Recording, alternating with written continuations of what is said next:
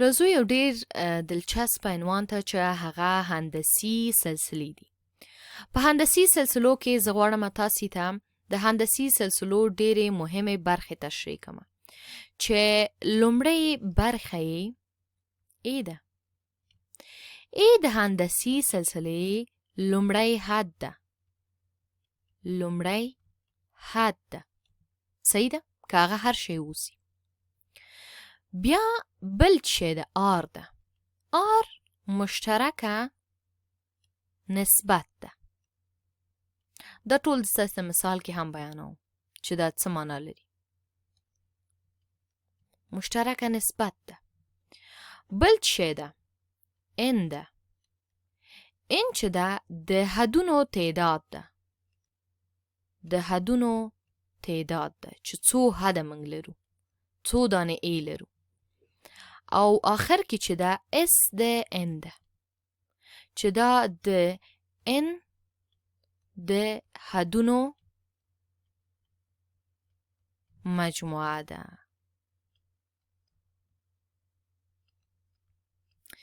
ښه، مثلا که منګه ولرو چې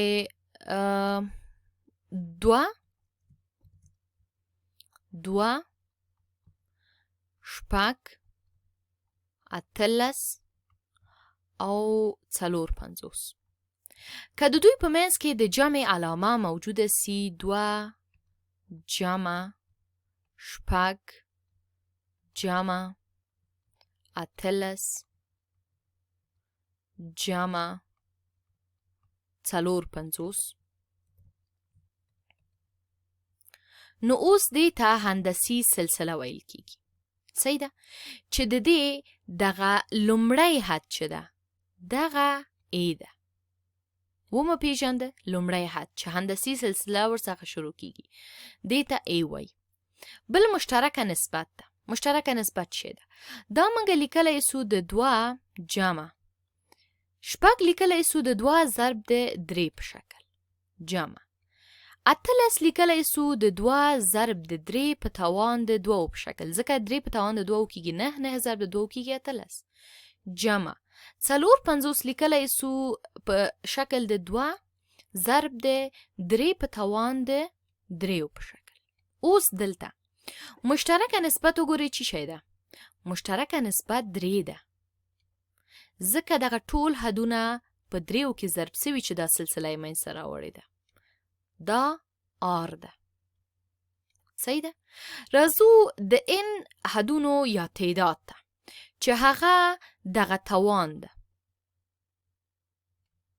چې څومره حدونه موږ دلته هغه کوو. خو دا پام وکئ چې دا د 0 څخه پیل کیږي، بیا 1 کیږي، بیا 2 کیږي، بیا 3. نو ځکه که زه دې ته ادامه ورکوم نو آخر کې باید 3 ان منفي 1 سي، ځکه دا د 0 څخه پیل کیږي، د 1 څخه نه پیل کیږي. نو تاسو د حدونو تعداد هم وپیژند.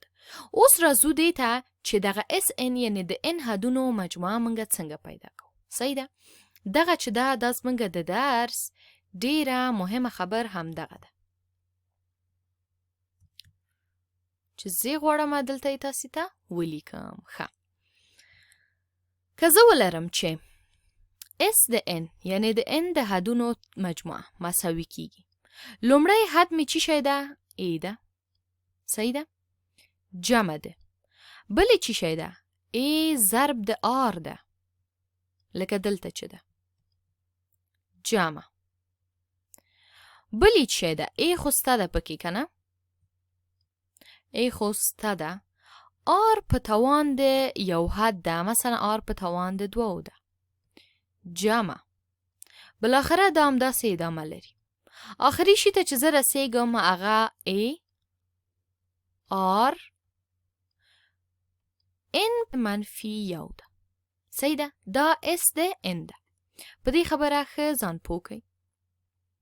اوس که زه دلته ولرم چې اوس که زه دلته دغه دواړه طرف کې منفي آر ضرب کم، مثلا دلته هم منفي آر اس ده ان ونیسم مساوي، دلته هم دا ضرب کیږي، نو دا کیږي ای، که اول به آر ولیکم، منفي ای آر د دې څخه جوړیږي. ګورئ حدونه بدل سو. همداسې دا بل حد چې دی که دلته زه ولیکمه چې منفي ای آر مربع، نو دغه د دې سره خلاصیږي. صحیح ده؟ او دلته کوم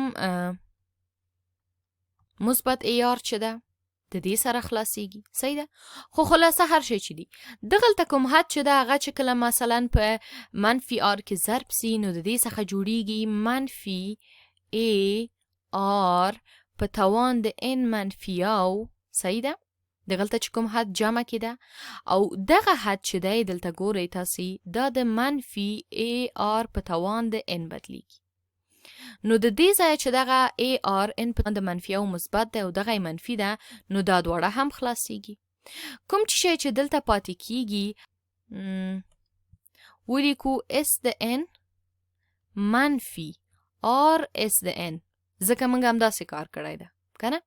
اوس د دې ځایه دا چی شی زموږ لاسته راغلي، یو ای پاتې ده دلته او بل چې ده منفي ای آر په توان د ان، ای آر په توان د ان پاتې ده.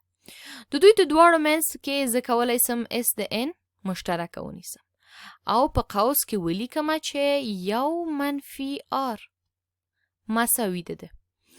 دې خواته د مساواتو هم همدغه شی چې پاتې دي ای منفي ای آر په توان د ان ده.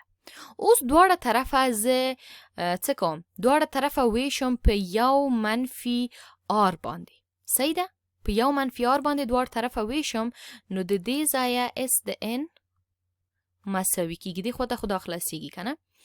دلته د دوی په منځ کې هم زه مشترکه نیولی سم چې ای، ولې چې بیا دا یو منفي آر په توان د ان کیږي. صحیح؟ د دوی په منځ کې زه ای مشترکه نیسم نو د دې ځایه زه لیکلی سم چې ای په صورت کې یو ضرب د یو منفي آر په توان د ان.